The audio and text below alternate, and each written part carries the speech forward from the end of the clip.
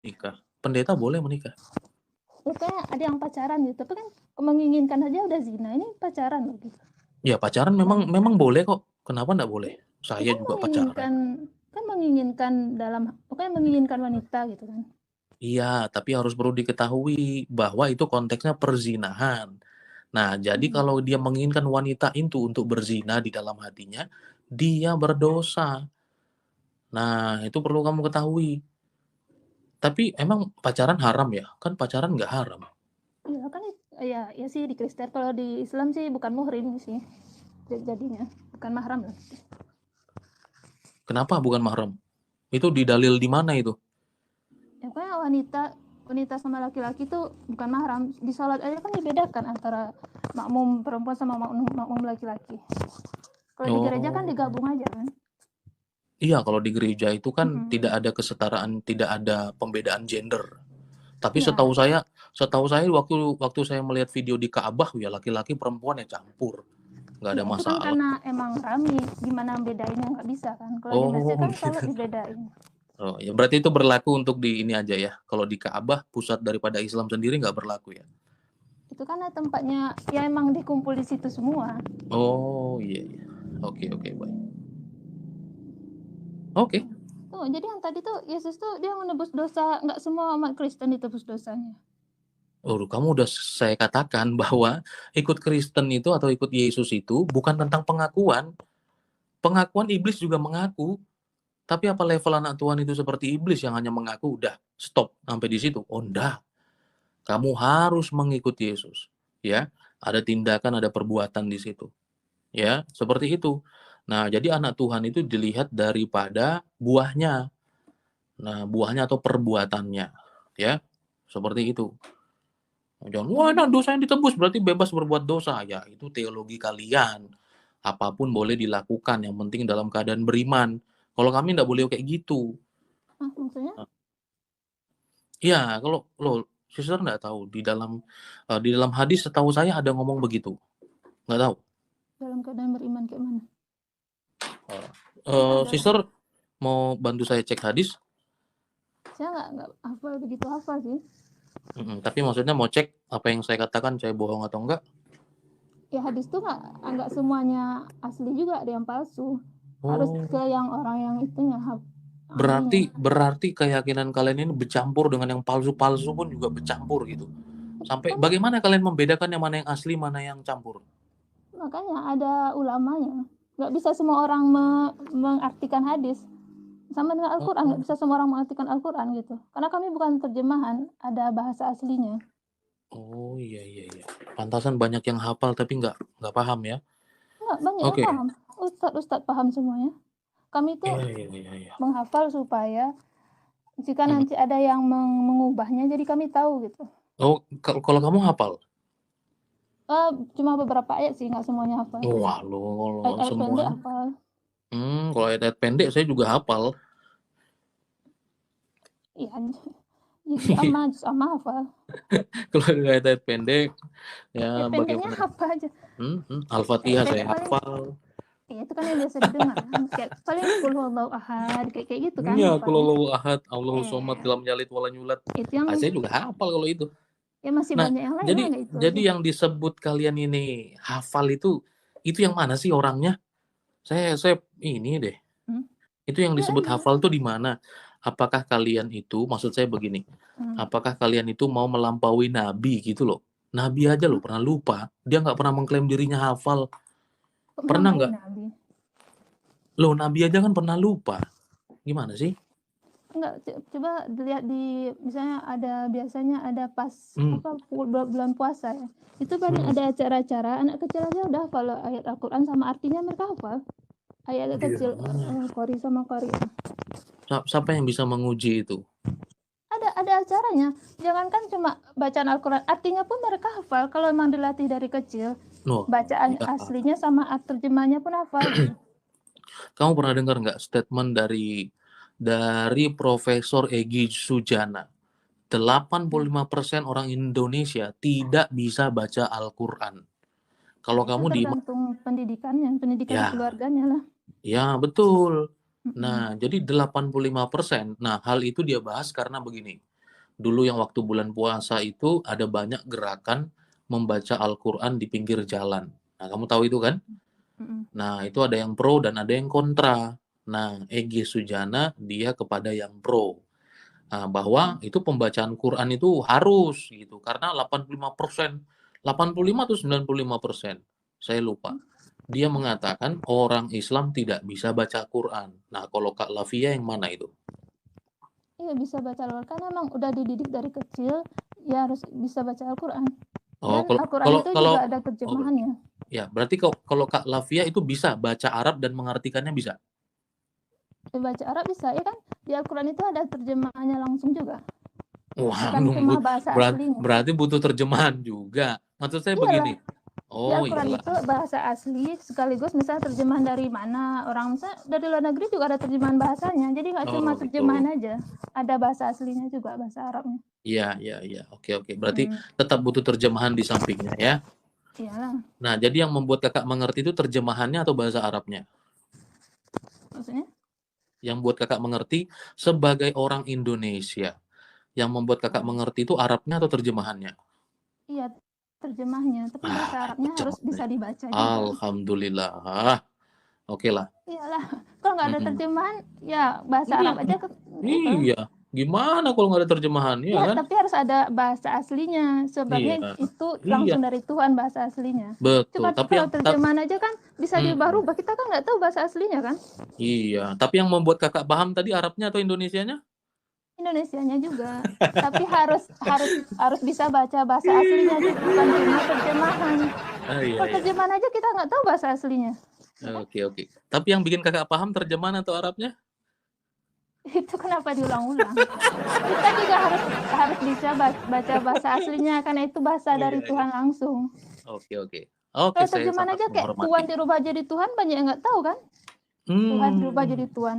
Iya, sama kayak di Al-Quran. Kata Rob itu dipikir sama Tuhan doang. Tetapi kata Rob juga di dalam surah Yusuf ayat 50 ternyata untuk manusia.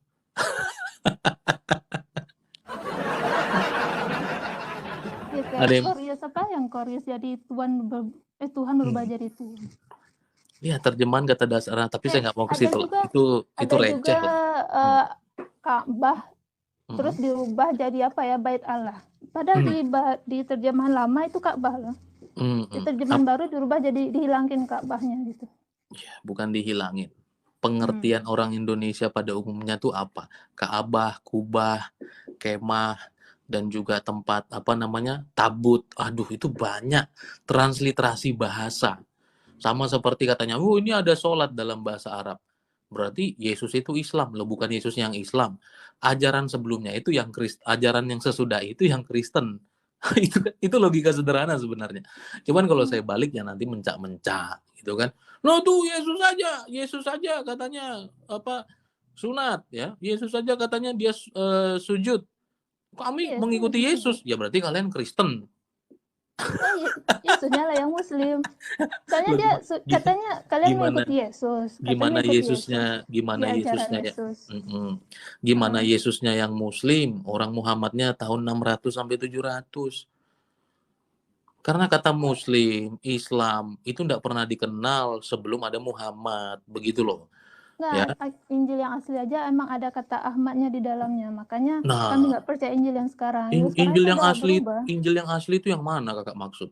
Ya ada kata Muhammadnya, makanya. Ya, waduh, kata Muhammadnya. Emang Injil itu dalam Al-Quran.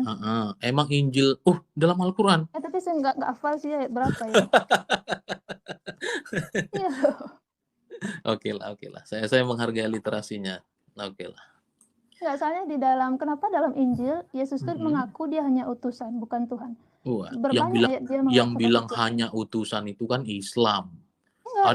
Yesus bilang di dalam Alkitab. Saya ulangin kalimatnya ya. Apakah ada dikatakan aku hanya utusan seperti kata Zakir Naik dan kawan-kawan, hanya utusan? Ada, dialah yang mengutus aku, nabi pun ada. Bukan Kak, maksud saya aku hanya utusan. Ingat ya, kata hanyanya itu yang saya pertanyakan. Karena kan teman-teman Islam itu kan memang tidak pernah baca Injil, tidak pernah baca Taurat. Nah, tiba-tiba sok tahu di abad ke-7. Waduh, itu yang repot saya ini. Makanya mbok ya jangan disama-samakan gitu loh. Ya, tapi kalau mau disama-samakan ya harus siap-siap. Kalau kita tanya misalnya nih, saya tanya sama kakak, Kak, apa arti nama Al-Masih? Coba jawab. Kan di dalam Itu Quran mungkin ada ilmu saya belum Al-Masih. sampai ke sana. Ilmu saya Nah, belum sampai itu ke sana dia. sih. Tapi kakak udah ngomongnya Injil yang asli. Nah, ini parah Iya. ini. Soalnya Injil yang asli penyaliban penebusan dosa tuh nggak Hmm. ada. Nggak ada Nah, penebusan itu dosa. kok bisa kakak simpulkan ke situ? Lo baca aja nggak Iya, pernah. Injil Arti yang asli Al-Masih itu lo nggak tahu. Injil yang asli itu ada di Markus 12:29. Yesus menyuruh menyembah Waduh. Allah yang Esa, bukan Tritunggal. Di mana dapat Tritunggal coba? Yesus menyuruh menyembah Allah yang Esa. Lah, kalau kakak dapat kata tauhid dari mana? Ya Ahad. Ahad tuh tauhid, Wah, qul huwallahu ahad. iya itu udah salah. Satu ahad, satu tauhid itu berbeda gimana Ya sih Maha kak? Esa, nggak Grammar dibagi-bagi satu. grammarnya itu tolong dibenerin. Masa ahad Ya, itu tauhid. terus Tritunggal dapat dari Nah, mana? kalau Nggak ada di kalau Alkitab. nah itu dia. Adanya Makanya saya Esa. katakan. Nah, Esa tuh nggak berarti punya anak, nggak beranak ya. loh, gini loh. Tuhan kakak itu kan kalau mau beranak sebenarnya bisa, tapi nggak ada istri. Kakak tahu itu Lah, nggak? nggak ada, Tuhan tuh nggak beranak, nggak Nah, diperanakkan. kalau saya sebutkan ayatnya, Oh janji nggak tahu, kejam. saya tahu. Tapi itu bukan ke sana arahnya. Kalian salah interpretasi itu. Interpretasi. Interpretasi. Ya Nah, interpretasi. ya, berarti kan begini, kalau ayat itu disebutkan, bagaimana mungkin Allah memiliki anak padahal dia nggak punya istri, betul nggak? Iya makanya nggak Nah, beranak, maknanya nggak apa punya itu? istri gitu. Nggak beranak, nggak punya istri. Wow, Bukan maknanya bukan nggak punya istri, nggak bisa beranak. Bukan. maknanya beliau itu seolah-olah jomblo. Harusnya kan begini. Bagaimana mungkin Allah punya anak atau punya istri? Loh, dia Allah. Bukan malah diarahkan bagaimana Allah tidak punya anak? Bagaimana mungkin dia punya anak padahal dia tidak punya istri? Loh, kok istri? Iya, Berarti itu nggak kan punya istri. sekaligus menjelaskan Allah itu laki-laki dan Allah itu sebenarnya tidak mampu tanpa istri. Enggak lah, itu Loh, kalian pendapat kalian. Itu ya itu artinya kan Tuhan tadi kan tidak kakak punya juga istri, berpendapat tidak boleh. punya pasangan, tidak punya anak. Makanya Maria aja mampu melahirkan tanpa bapak, lah Allah tanpa istri tidak mampu. Nah, kalau melalui ayat itu ya, kalau dibaca literal, cuman agak bahaya itu kalau dibaca literal ya. Nah, tapi tidak apa-apa lah ya. Nah, jadi kan kita masing-masing punya penafsiran. Nah, kalau saya baca itu sepertinya seolah-olah begitu ya. Tapi kalau kakak tidak menilai seperti itu, ya itu kan kitabnya kakak, saya hanya bisa membaca ya. Nah, saya Oke. juga membaca di Alkitab. Itulah. Hmm, Tuhan itu Esa dan Yesus mengaku dia utusan. Tidak ada yang mana datang Tritunggalnya. Iya, tadi saya tanya Ehad juga, kakak bilang tanya Esa, kakak bilang ke Ehad. Tauhid itu kan Tauhid. Ahad. Esa, Loh, Tauhid. kalau hari Ahad artinya apa? Ya Minggu, hari pertama Minggu. Loh, Minggu, Senin itu hari kedua. pertama sama satu sama. Iya, bukan satu. Waduh, repot ya, Minggu hari ke-1, Senin hari kedua, hari ketiga seterusnya lah. Nggak mungkin Minggu hari kedua, hari ketiga. Minggu Tapi itu hari ke-1. kata tauhid itu ada dalam Al-Qur'an. Ya Tauhid nggak gitu. ada. Oh, Tauhid enggak itu ada konsepnya juga. Ahad. Nah, Ahad. sama. Esa. Tritunggal itu ya konsepnya. Saya Iya, dari Yesus nggak pernah dia mengatakan Roh Kudus itu Tuhan, yang lainnya nggak ada. Dia cuma mengatakan dia utusan, dialah yang mengutus aku. Kalau yang mengampuni dosa itu biasanya Tuhan atau manusia? Tuhan. Nah, kalau Yesus mengampuni? Mana Yesus mengampuni? Waduh. Mengampuni tetap Allah lah. Allah Bapa lah. Oh, berarti Yesus Allah. Enggak lah, Yesus utusan. Yesus loh mengampuni, Kak. Oke, saya Yesus tanya lagi. itu utusan. Yang mengutus malaikat itu Allah atau manusia? Allah. Allah. Yesus mengutus malaikat. Berarti Yesus siapa ini? Kapan Yesus mengutus malaikat? Mana? Oh, kalau saya tunjukkan ayatnya gimana? Ya di Alkitab kan? Lah iya dong. Masa dalam Al-Qur'an? Aduh, gimana sih? Kakak ini gimana? Coba. Loh, kakak nggak tahu? Sebentar ya, saya cari. Santai ya, teman-teman yang di live chat ini ngobrol santai lah, nggak usah baper ya, slow.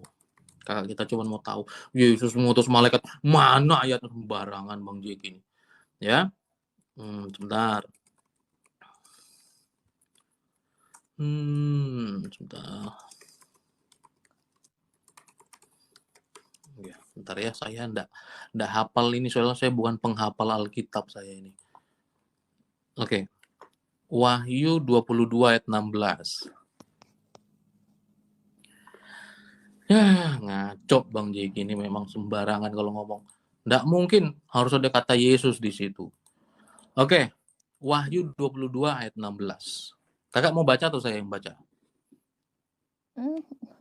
Lah, saya nggak ada Alkitab. Oh, saya nggak ada Alkitab. Oke. Saya baca Wahyu 22 ayat 16. Aku, Yesus, telah mengutus malaikatku untuk memberi kesaksian tentang semuanya ini kepadamu bagi jemaat-jemaat. Aku adalah Tunas Daud, Tunas yaitu keturunan Daud, bintang timur yang gilang gemilang. Aku, Yesus, telah mengutus malaikatku. Kakak tadi mengatakan bahwa yang hanya mengutus malaikat itu hanya Allah. Halo? So, jadi bagaimana? Kalau Yohanes 17 ayat 3 coba baca. Yohanes 17 ayat 3. Ayo coba baca, di situ utusan, mengutus. Loh, tapi kok Yohanes sekarang jadi 17 ada ayat Alkitab? 3. Tadi enggak ada Alkitab. Ya itu yang saya tahu Tadi ayatnya. enggak punya Alkitab. Ya Waduh, enggak. Alkitab memang cuma Yohanes 17 ayat 3. Gimana? Ya coba itu Oke, dibaca. saya ke situ juga. Tapi ya nggak apa-apa. Tapi teman-teman lihat ya, maksudnya gini. Tadi kan nanya nih ayatnya mana Yesus mengutus. Wah, yang mengutus itu hanya Allah. Oh, sembarangan Bang Jeki. Ada ayatnya. Masya Allah. Alhamdulillah. Baik, kita ke Yohanes 17 ayat 3. Nah, kita belajar baca ya anak-anak ya. Supaya kita baca lengkap. Oke, 1-5 aja cukup. Oke. Sebentar. Yohanes 17 ayat 3 ya. Ini ayat memang favorit sekali ini. Ya, luar biasa. Yohanes 17 ayat 3. Atau saya open cam ya. Biar enak, tapi nggak usah lah. Yohanes 17 sebentar. Yohanes 17 ayat 3. Ini dia. Aku tak open cam aja lah.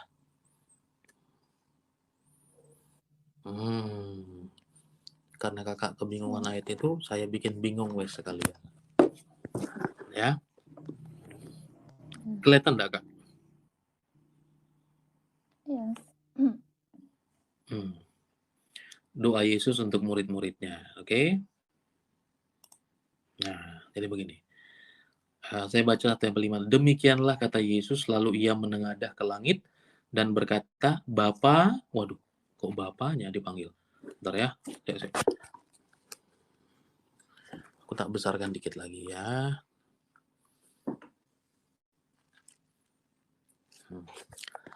Thank you, Ibu Gloria. Tuhan berkati.